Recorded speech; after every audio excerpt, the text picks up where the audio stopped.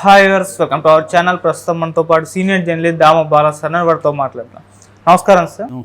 Sir, NDA కూటమి అధికారంలోకి వచ్చిన తర్వాత చంద్రబాబు నాయుడు గారు జగన్ గారి పేరు ఉన్న అన్ని కూడా మార్చేయడం మనం చూస్తున్నాం సార్. ఆల్రెడీ పథకాల పేర్లు మార్చేశారు. అయితే ఇప్పుడు పాస్బుక్ మీద జగన్ గారి ఫోటో ముద్రించుకున్నారుగా. ఇప్పుడు ఆ ఫోటో కూడా తీసేసి కేవలం రాష్ట్ర ముద్రని పెట్టే యోచనలో ఉన్నట్టు తెలుస్తుంది సార్. మరి ఈ నిర్ణయం పైన మీ ఒపీనియన్ ఏంటి సార్? యాక్చువల్గా పాస్బుక్ మీద జగన్ ఫోటో ఉండడం అనేది ఘోరమైన విషయం. ఎందుకంటే పాస్బుక్లు అనేవి ఒక రైతులకు ఇచ్చేవి, మగ రైతు కావచ్చు, ఆడ రైతు కావచ్చు, రైతులకు వాళ్ళ భూమి ఎంత ఉంది అనేది దాంట్లో డీటెయిల్స్ ఇస్తారు. దాని మీద ఆ రైతు ఫోటో ఉండడం సమంజసం లేదు.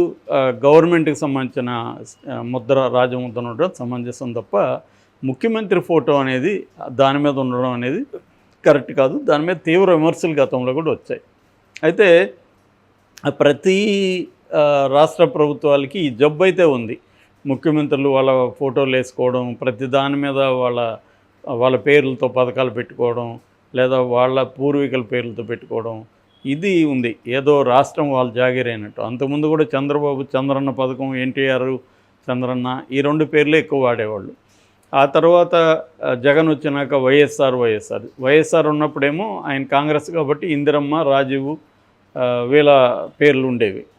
సో ఇప్పుడు బీజేపీ వచ్చినాక బీజేపీకి సంబంధించిన పేర్లు మోడీ అని, మోడీ బ్రాండ్, మోడీ పిచ్చి. మోడీకి కూడా మామూలుగా ఏం లేదు. ఆయన మనకి ఇచ్చే ఆరోగ్య సర్టిఫికేట్ల దగ్గర నుంచి అన్నిటి మీద మోడీ ఫోటో లేకుండా ఏమి ఉండదు. మోడీకి కూడా జగన్కి ఎంత పిచ్చిందో మోడీకి అంతకంటే ఎక్కువ పిచ్చే ఉంది. చంద్రబాబు కూడా అది గతంలో ఉండింది.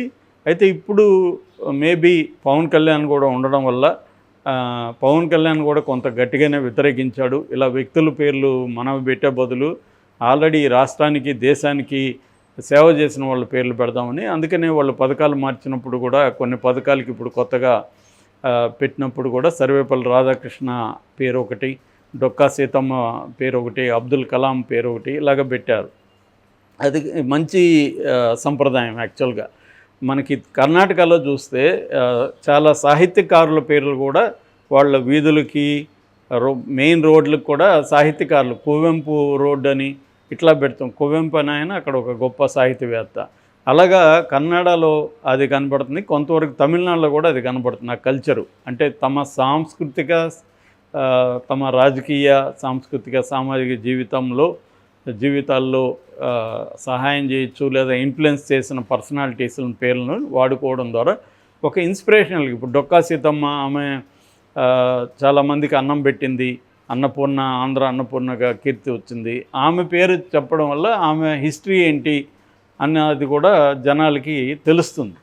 అట్లాగే కలాం కావచ్చు, లేకపోతే వాళ్ళు పెట్టిన ఇతర సర్వేపల్లి రాధాకృష్ణ కావచ్చు, వీళ్ళ పేర్లు ఉండడం వల్ల వాళ్ళు ఎవరు అనేదన్నా కనీసం ఎప్పుడో ఒకసారి ఆలోచిస్తారు మనం. ఆ మేరకు అది ఇన్స్పిరేషనల్గా ఉంటుంది. కానీ వీళ్ళ ఫోటోలు పెట్టుకొని ప్రతిదానికి జగనన్న విద్యా కానుక, జగనన్న గోరుముద్ద, కోడిగుడ్డు మీద కూడా జగన్ ఫోటో, ఇది చాలా ఎక్స్ట్రీము. అది ఖచ్చితంగా నెగిటివ్ అయింది జగన్కు కూడా ఎలక్షన్లో. చంద్రబాబు అది గ్రహించాడు. ప్లస్ పవన్ కళ్యాణ్ కూడా చెప్పడం వల్ల చంద్రబాబు కొంత తగ్గించాడు. కంప్లీట్గా చంద్రన్న పేరు లేకుండా లేవు, ఇప్పటికీ చంద్రన్న పేర్లు ఉన్నాయి. అయితే మ్యాక్సిమం తగ్గించేసుకుంటూ వస్తున్నారు. ఆ విధంగా పాస్బుక్ల మీద కూడా జగన్ ఫోటో తీసేసి కలర్స్ కూడా జగన్ ఏం చేసేవాడు అంటే కలర్స్ పిచ్చి. అంతకుముందు చంద్రబాబు కూడా ఈ పిచ్చి ఉండేది. 2014-19లో అన్నీ ఎల్లోగా ఉండేవి ఎక్కడ చూసినా. దాన్ని జగన్ వచ్చి మళ్ళీ జగన్ బ్లూలోకి మార్చేశాడు, బ్లూ అండ్ గ్రీన్లోకి. దాన్ని ఇప్పుడు చంద్రబాబు కలర్స్ వద్దు, పాస్బుక్లు అట్లాగే వ్యక్తుల పేర్లు ఎవరు వద్దు, ఓన్లీ ముద్ర ఉంటుంది అని చెప్పడం. దాంతోపాటు క్యూఆర్ కోడ్ కూడా ఒకటి పెట్టారు. క్యూఆర్ కోడ్ మీద కానీ మనం ఆ క్యూఆర్ కోడ్ని స్కాన్ చేస్తే పాస్బుక్లో ఉండే డీటెయిల్స్ అంతా కూడా ఇంటర్నెట్లో ఓపెన్ అవుతుంది సైట్లో. సో అలాగా చేయడం ఖచ్చితంగా చంద్రబాబుని, పవన్ కళ్యాణ్ని అప్రిషియేట్ చేయాలి. పాస్బుక్లు అనేది ఇది మార్చడం అనేది మంచి ఇదే. కాకపోతే దీనివల్ల రాష్ట్ర ప్రజల మీద భారం 20 కోట్ల పైన పడిందని చెప్తున్నారు. అనగాని సత్యప్రసాద్ రెవెన్యూ శాఖ మంత్రి నిన్న ప్రకటించాడు. ఇది ఒక పెద్ద జాడ్యం. ప్రతి ఒక్కడు గతంలో ఉన్న వాళ్ళ పేర్లు అన్నిట్లో మార్చడం, మళ్ళీ దాన్ని అన్నీ రీప్లేస్ చేయడం, దానికి మళ్ళీ డబ్బులు. ఇది ప్రాబ్లం. ఇది ఎక్కడో ఒక చోట ఫుల్ స్టాప్ పడాలి. కనీసం నెక్స్ట్ వచ్చే ముఖ్యమంత్రి ఒకవేళ చంద్రబాబు రాకుండా, తెలుగుదేశం రాకుండా జగన్ వస్తే కనీసం జగన్ మార్చకుండా ఉండాలి. అట్లాగే చంద్రబాబు కూడా ప్రతిదాన్ని మార్చాల్సిన అవసరం లేదు. ఇప్పుడు ఫర్ ఎగ్జాంపుల్ మన స్టాలిన్ పక్కన చాలాసార్లు జయలలిత ఫోటోలు ఉంటాయి, వదిలేయండి అట్లా ఉండండి, ఇప్పుడు అవన్నీ మార్చి ఖర్చు, దాని బదులు సంక్షేమానికి వాడచ్చు కదా అని అన్నాడని అప్పట్లో వార్తలు వచ్చాయి. ఆయన మీద అప్రిసియేషన్ కూడా వచ్చాయి. అలాగా ఇప్పుడు రిలీజ్ అయిన పుస్తకాలు వెళ్ళిపోని కొత్తగా వచ్చే పుస్తకాలకు పెట్టుని ఉంటే ఈ 20 కోట్లు మిగిలేదు కదా. ఇప్పుడు మళ్ళీ అవన్నీ తీయడం వల్ల ఇప్పుడు మాదే మా పాస్బుక్ వచ్చింది. ఇప్పుడు మళ్ళీ నేను కష్టాలు పడి మళ్ళీ దానికే నానా కష్టాలు పడితే కానీ పాస్బుక్లు రావు. ఇప్పుడు మళ్ళీ వీళ్ళు కొత్తగా వస్తే లేట్ అయిపోతుంది. ల్యాండ్ అమ్మాలనుకున్నవాడు అమ్మలేడు. దాని మీద ఏమైనా లోన్లు తేవాలంటే మళ్ళీ కొత్త పాస్బుక్ లేనిదే నేను లోన్ ఇవ్వనంటాడు. ఈ కష్టాలన్నీ మళ్ళీ ప్రజలకు. దాంతోపాటు గవర్నమెంట్ అంటే ప్రజల డబ్బులు మళ్ళీ ఒక 20 కోట్లు. ఇది ప్రాబ్లం. చంద్రబాబు కూడా ఇవన్నీ ఆలోచించాలి. అంటే ప్రతి రాష్ట్రం దివాలా అని 5 ఏళ్ళు చాపు మోదారు కదా. ఇప్పుడు ప్రతి ఖర్చు ఆలోచించి పెట్టాలి కదా. అదేం కనిపించట్లేదు. సో జగన్ ఎట్లా చేశాడో చంద్రబాబు కూడా అదే పద్ధతిలో వెళ్తున్నట్టుగానే మనకు కనబడుతుంది. దుబారా కావచ్చు, అన్ని రకాల ఖర్చులు కావచ్చు. సో అందుకని ఇది పేరు మార్చడం, కలర్స్ ఏమీ లేకుండా చేయడం, దానికి ఏ వ్యక్తి పేరు పెట్టకుండా ఉండడం ఖచ్చితంగా చంద్రబాబును అప్రిషియేట్ చేయాలి. అట్ ద సేమ్ టైం ఈ 20 కోట్ల దుబారా అనేది కూడా నివారించుంటే బాగుండేది. ఇచ్చిన వాటిని మళ్ళీ తీసుకొని మళ్ళీ కొత్తవి ఇస్తామనాల్సిన అవసరం లేదు. ఎందుకు ఇవ్వడం అట్లా? సో దానివల్ల ఏమవుతుంది, మళ్ళీ ఇప్పుడు 20 కోట్లు ఖర్చు పడుతుంది. సో ఇది 20 కోట్లే కాకుండా ప్రజలు మళ్ళీ తిరగాల, మళ్ళీ రెవెన్యూ ఆఫీసులు. మాదైతే నిండ్రా అక్కడ ఉమెన్కి టాయిలెట్లు కూడా ఉండవు. ఉమెన్ వెళ్తే ఎన్ని బాధలు అంటే అక్కడ ఒక షేడ్ ఉండదు, ఒక టాయిలెట్ ఉండదు, అటువంటి ఎంఆర్ఓ ఆఫీసులు ఉంటాయి.